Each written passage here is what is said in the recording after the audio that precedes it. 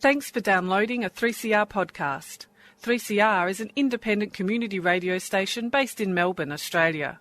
We need your financial support to keep going. Go to www.3cr.org.au for more information and to donate online. Now stay tuned for your 3CR podcast.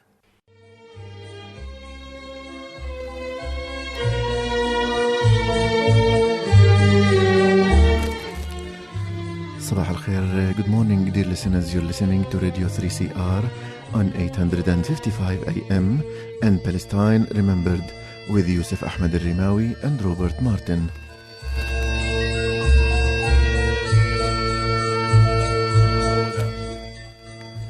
Thanks for tuning in to another edition of Australia's only radio program that is totally dedicated to the Palestinian cause in English language. I would like to welcome our listeners on the AM dial or those who will join us later on 3cr.org.au/podcasts.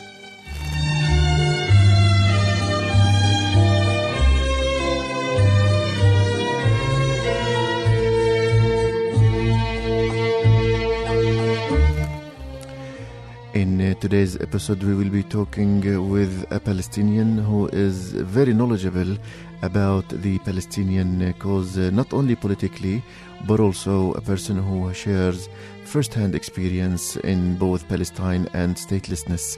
Mr. Jafar Ramini will be our guest this morning, a political writer and analyst. Stay with us and enjoy the episode.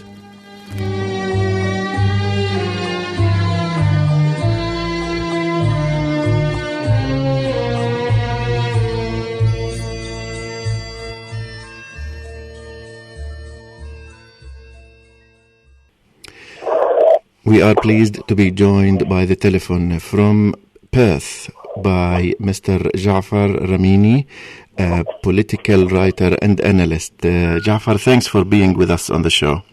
Thank you for having me.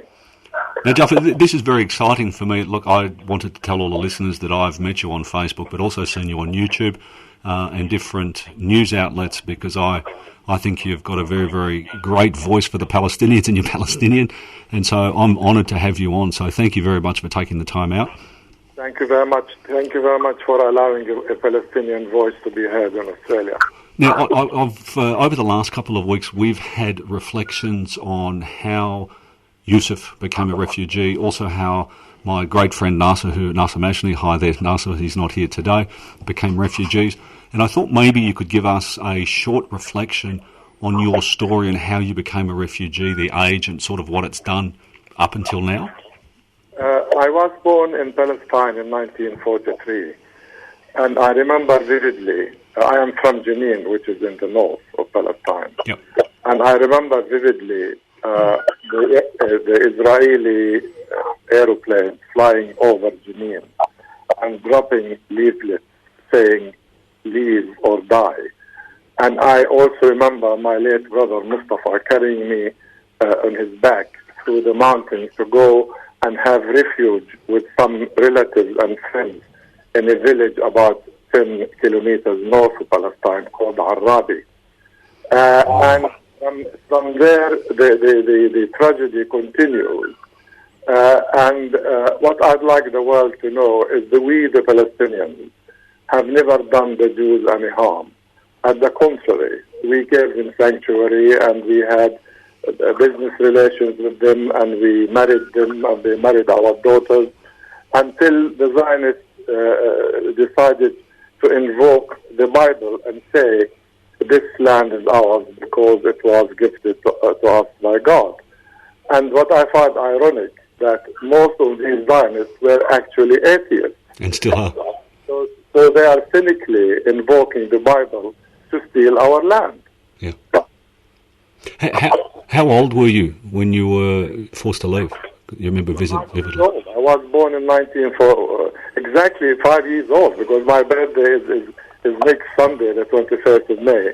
And that happened on the 15th of May, 1948. That's just horrible, because, as you know, I've got three daughters. I've got one that's 4 and I've got one that's 7. And to picture children of any race, religion or anything to have to go through this is horrific. And I get that, the Palestinians have done nothing to the Jews. Jafar, I want to ask you about what happened after 48. Where did your family go? You said that you fled to Arabe. Is this where you settled from 48 on? No, Jenin, fortunately, was the one and only city in Palestine that was liberated by the Iraqi forces, then under the command of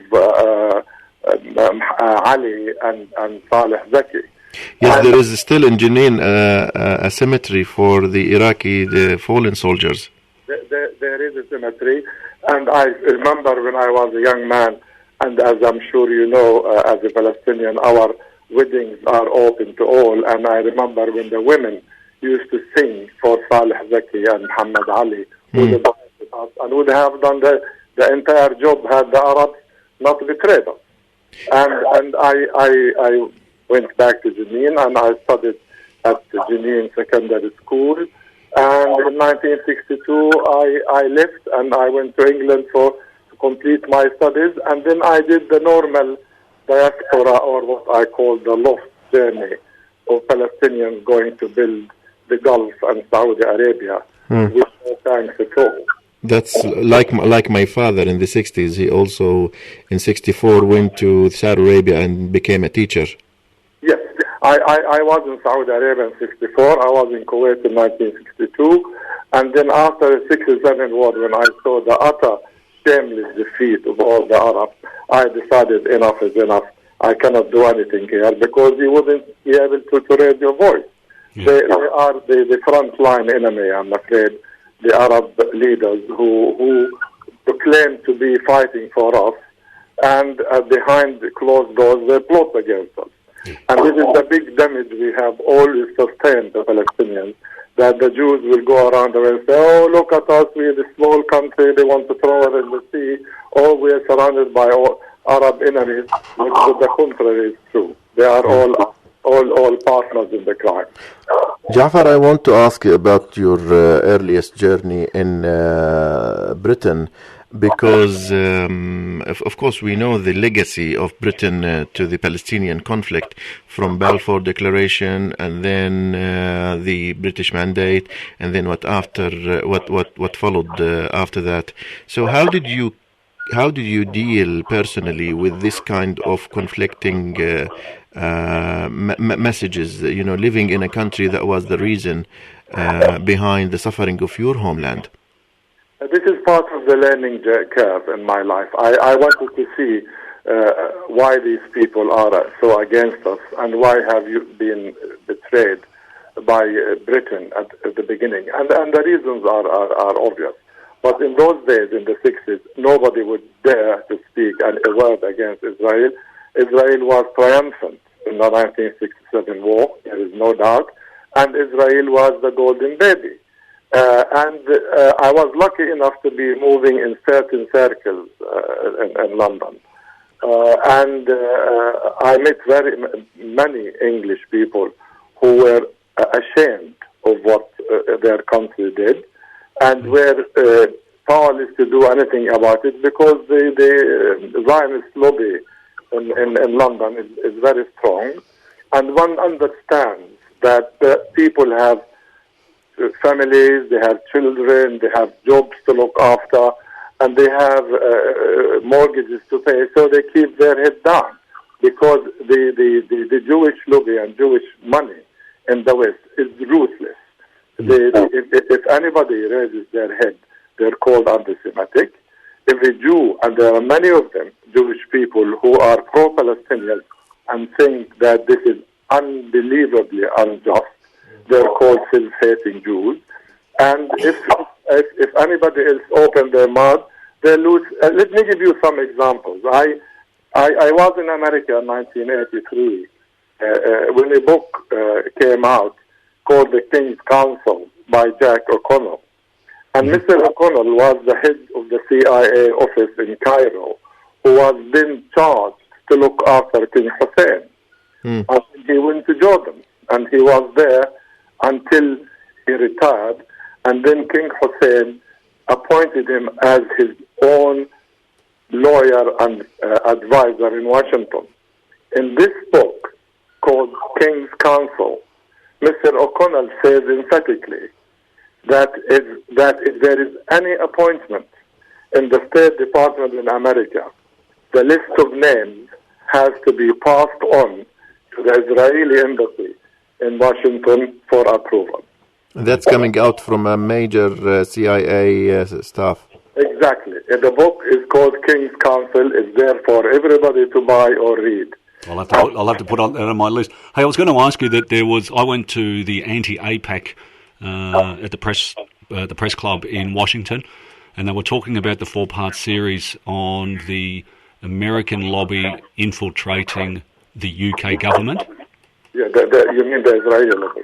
The Israeli lobby. The Israeli lobby. Well, what's Did that hit the news as much?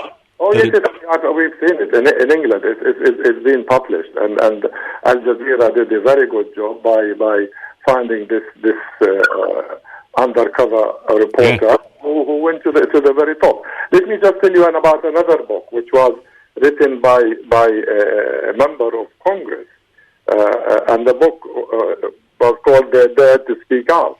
Yeah, من يجرؤ على الكلام. Yeah, I've read the Arabic translation of it. Yes, and I met the gentleman. He's now in his late 90s, and I think he might have died recently. And in it, he says that his name is Paul Findlay, by the way, and the book called "They Dared to Speak Out." And in it, he says emphatically that if there is any discussion in Congress pertaining to Israel's interests, and any of us, the members, did not approve, even if they abstain, they're considered against, and that's the end of their political life. Yeah. And that is Jewish power and Jewish money that dominates America.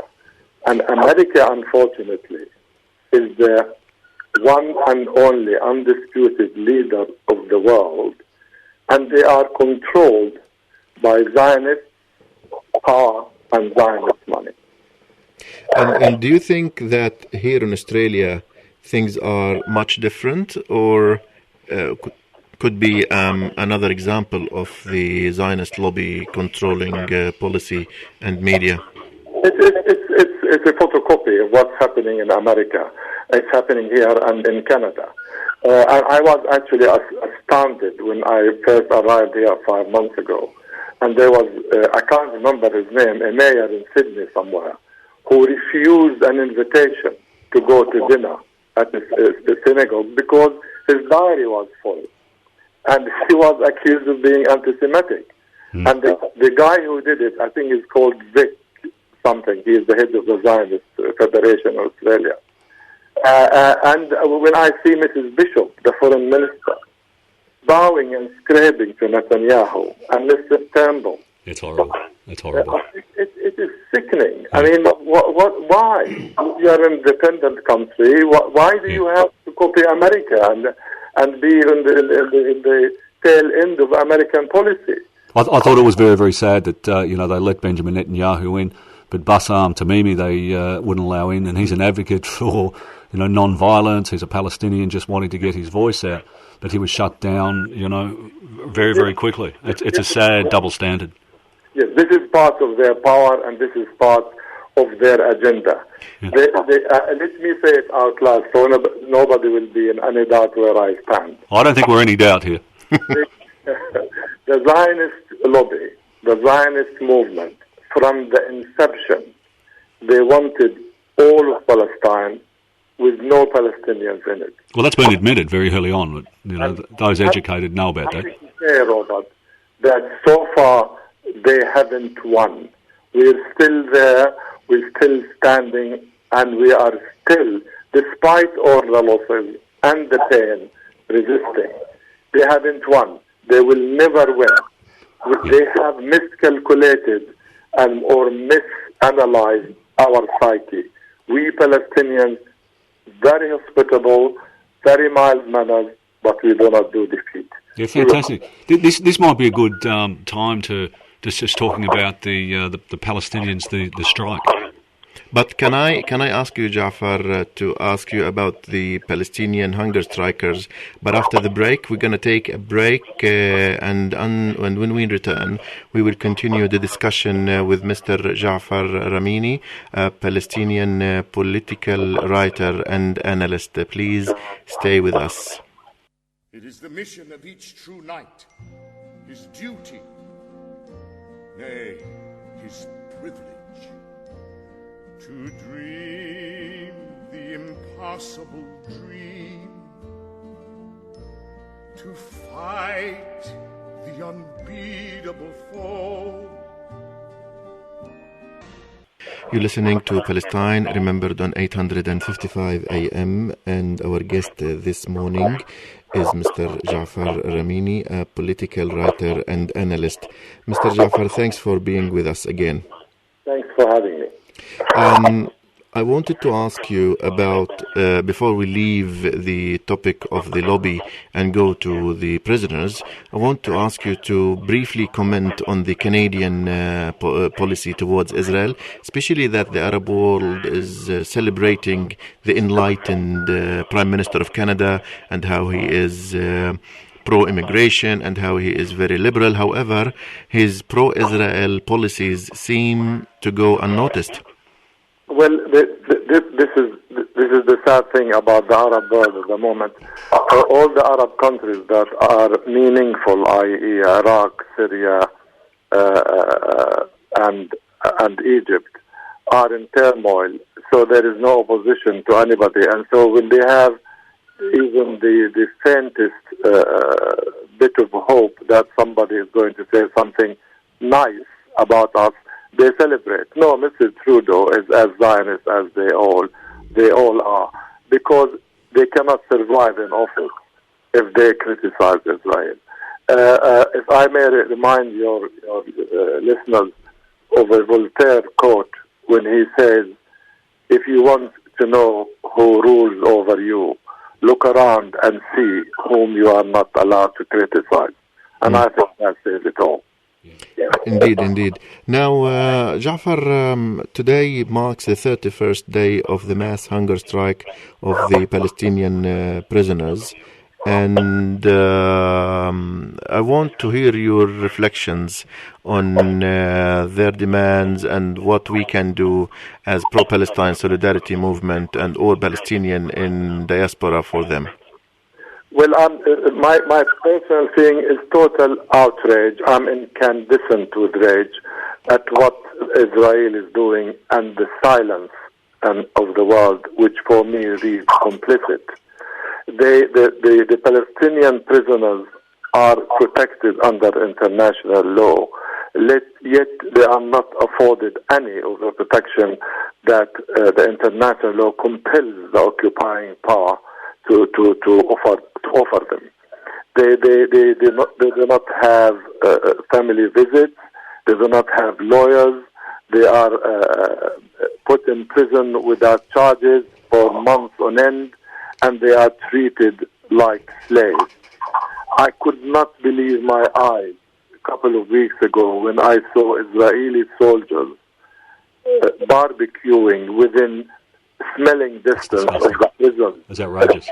To taunt the Palestinian prisoners, let alone listen to their grievances. And their grievances are very legitimate. It's all documented in the international law, in the UN Charter, and in the Geneva Convention. Israel is a war criminal. Israel should be standing in front of the ICC now, yesterday, before now. They have committed so many crimes. There are so many, a plethora of UN resolutions condemning Israel, condemning the occupation, condemning the stealing of land and the expansion of settlements, and Israel doesn't care. Why? Because Israel knows very well that America is on their side, come what may.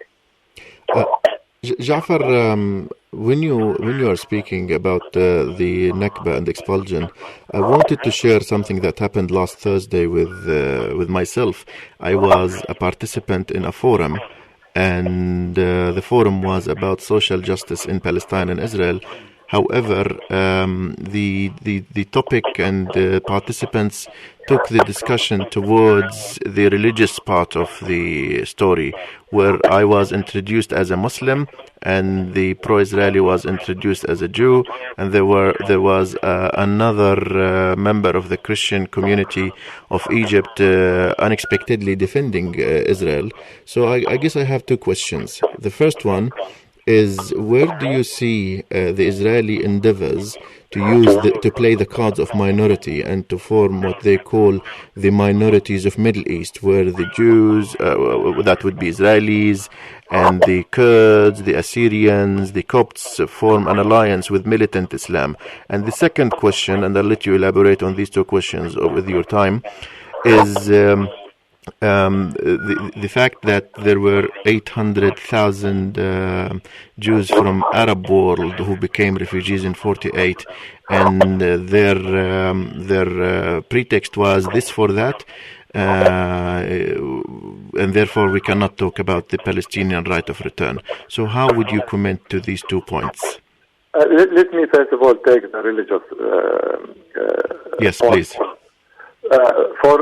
For your listeners, I'm agnostic. I do not believe in any religion. My religion is my human self and my fellow human. This is my religion. They brought, as I said before, they brought religion into the equation, though they were atheists. So the Bible says, we promise you Palestine. This is all nonsense. There is a huge wave in the West of Islamophobia, and the Israelis are very adept at playing the media because they control it, very adept at diverting the discourse because they control it. And now, when you say to somebody, this is a Muslim, there is a reaction of fear and resentment. That's why they are expanding. It's not a religious war. The war between the Palestinians and the Israelis is about land, it's about rights, it's about you do not belong to this part of the world, yet by hook and crook you convince the entire Western world and the media and government that you are on the right and they're backing you against the rightful owners of this land like myself. Yeah. Here. The other point, so we dismiss religion. Religion is not a religious war, though they want it to be a religious war. It is not. They are using religion as a cover for land theft and ethnic cleansing. I think they also they want people to associate it with Islam and Islamophobia. I mean, that's what they draw to it. I agree, it has nothing to do with religion. It is about theft and racism. Exactly so. That's what I said. Yeah. I'm not religious at all. I have many Jewish friends as Christian friends, and I have a finger in every religion, and I know what they're all about. And I was discussing religion this afternoon with my barber, who happens to be an Irish Catholic, and we dismissed it as, come on. I said, look at me. I'm a Muslim, I'm an Arab, and you're Irish and Catholic and so on. And there we are, we're friends, and we're talking about you being cutting my hair for that. So we should say Na'iman. So the other point of the expulsion of the Jews from Islamic countries or Arab countries. No, nobody expelled the Jews. Yeah. It is very well documented. There's so many books written by Jews, especially the Iraqi Jews. And I met hundreds of them. I know them personally in London. I've been to their homes. I've been to their weddings. I've been to their wakes. They behave as if they left Baghdad or Mosul yesterday. Their food is Arabic. Their music is Arabic. Their weddings are Arabic. And they all say they wore the day that Israel was created, and they were pushed by Mossad, not the Arabs. Most of them, Mossad was sending agents to bomb the Jews in Iraq, especially Iraq, because They are the original Jews, and most of them are rich. They wanted them in Iraq, in Israel. Yet, when they arrived into Israel, they were treated like slaves. They were treated like third-class citizens and never given the time of day. They wanted them to leave because they want to swell the numbers in Israel, and they wanted fifth column, i.e. Arabic-speaking people, to spy on us. That's why the people who came from the Arabic countries, they were used as fodder by the Israeli army in the front line because they speak the language. They were not forced out. And at the end of the day, if you think that you were kicked out of Iraq, kicked out of Morocco or Yemen or Egypt, whatever, go to these countries and ask for compensation. I have no problem with that. Why do you asking me, the Palestinian, to foot the bill for somebody else's deed? Jafar, that's. Well, I'm going to have you on again because you know you have a lot of knowledge being Palestinian, and I love the fact that you're very. We know where you stand. We're coming to the end of the show, and I was hoping that you might have a few words to say to Palestinians at home. What would a message be to them from you? And can we make that in maybe a minute? Yes, my compatriots, please don't give us hope. We are here. We will be here until the land is liberated. All what I want from the Palestinian leaders, both in Gaza, the West Bank, and 1948, please ask the Palestinian people what they want.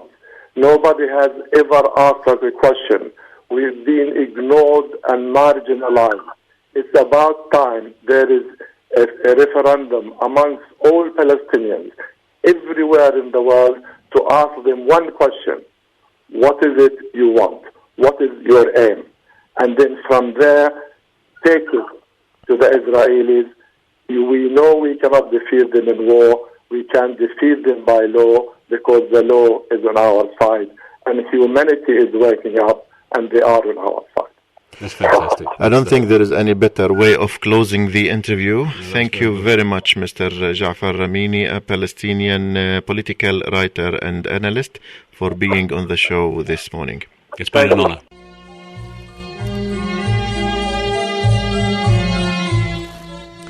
With this, we've come to the end of this week's episode of Palestine Remembered. You've been listening to our guest, Mr. Jafar Ramini, a Palestinian writer and analyst. That was a good show, Robert. I enjoyed that a lot. And again, I've learnt a lot.